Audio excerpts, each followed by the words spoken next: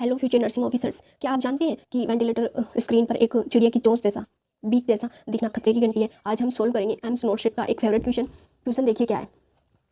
While observing the pressure volume loop on a mechanical ventilator for a patient with ARDS, the nursing officer notes a beak like appearance at the top of the loop. This finding is indicate of.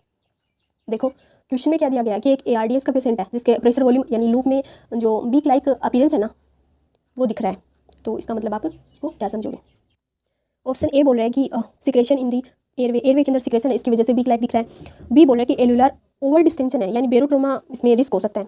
और सी बोल रहा है लो पीप एलुलर collapse की वजह से ये मतलब इसके लो पीप एलुलर कोलेप्स हो सकते हैं बीक लाइक अपीयरेंस जब दिखेगा। एंड डी बोल रहा है कि इनएडिक्वेट इंस्पिरेटरी फ्लो है, इसकी वजह से ये हो रहा है। देखिए करेक्ट आंसर है ना। सबसे पहले करेक्ट आंसर की बात करते हैं। करेक्ट आंसर अपना क्या है, बी है। एलुलर ओवर डिस्टेंशन है इसमें और बेरोट्रोमा हो सकता है जब ऐसे पीक लाइक दिखेगा ना वेंटिलेटर पे तब।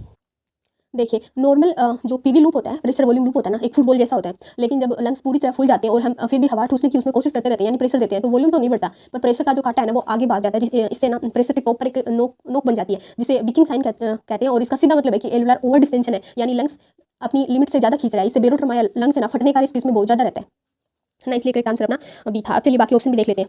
ए ऑप्शन बोला कि सिक्रेशन इन द एयरवे के अंदर सिक्रेशन। देखिए जब एयरवे के अंदर सिक्रेशन होगा ना तो ग्राफ है ना एक 60 टूथ आरी के दांत होते हैं ना उस जैसा दिखेगा, चोट जैसा नहीं दिखेगा इसमें, इसलिए ऑप्शन गलत हो गया। देखिए हर एक ऑप्शन से क्वेश्चन बन रहा है, अच्छे से देख लेना इनको। एंड सी ऑप्शन बोल रहा है लो पीप एलुलर कोलेप्स। अगर है ना इनएडिक्वेट फ्लो होता ना ग्राफ के अंदर तो इसमें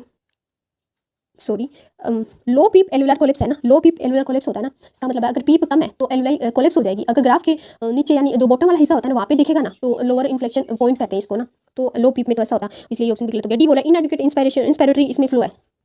अगर है ना इनएडिक्वेट फ्लो होता ना तो ग्राफ अंदर की तरफ धस जाता यानी स्कूप्ड आउट हो जाता, जैसे आइसक्रीम निकालने वाली वो होता है ना स्कूप्ड आउट होता है ना, उसे निकालने के बाद में जो गड्ढा सा बन जाता है ना वैसा दिखता है इसके अंदर इनएडिक्वेट इंस्पिरेटरी फ्लो के अंदर, तो है ना। तो ये ऑप्शन भी गलत हो गया। चलिए करेक्ट आंसर तो अपना था इसमें बी था।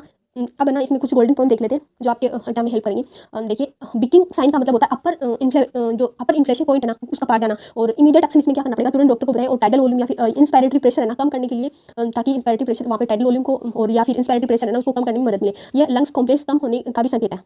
देखिए फ्रेंड्स बिकिंग का मतलब है ना सिर्फ ज़्यादा हवा बढ़ानी है, बल्कि ये बताना है कि लंग्स अपनी स्ट्रेचिंग लिमिट पर पहुंच चुके हैं। इस पॉइंट पर लंग्स का लचीलापन यानी जो कॉम्प्लेंस है ना वो खत्म हो जाता है। मतलब अब आप जितना भी प्रेशर बढ़ा लो वॉल्यूम नहीं बढ़ेगा, बस लंग्स फटने का इसमें डर रहेगा, इसलिए बिक को ना लो कॉम्प्लेंस का संकेत माना जाता है।